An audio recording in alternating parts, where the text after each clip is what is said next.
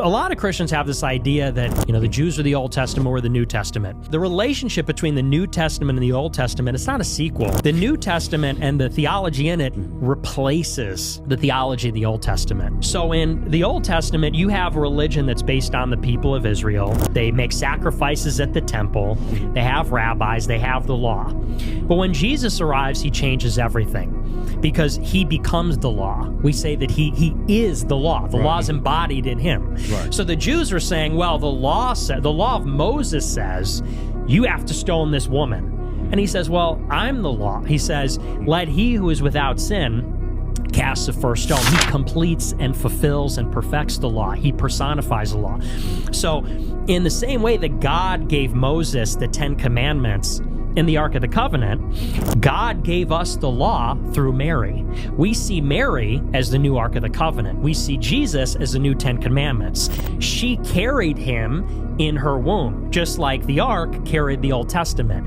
He is the law. He fulfills the law, just like the Old Testament was the law.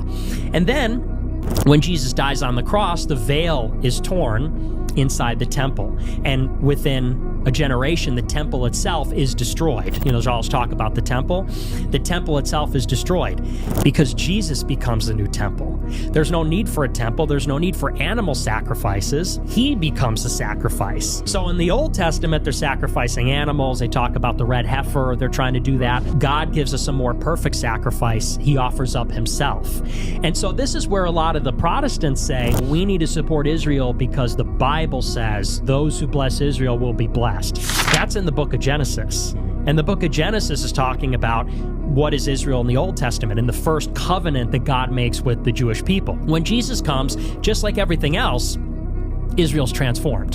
The law's changed, the priesthood has changed, the temple has changed, and Israel changes. What was the family and the race becomes the body of Christ. He says there is neither Jew nor Gentile. The new Israel is the Christians.